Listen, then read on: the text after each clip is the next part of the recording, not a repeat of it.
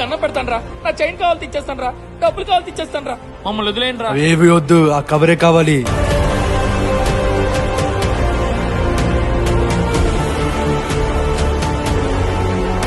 డబ్బులు వద్దంటున్నారు, బంగారం వద్దంటున్నారు, ఆ కవరే కావాలంటున్నారు. కవర్లో ఏముందన్నా?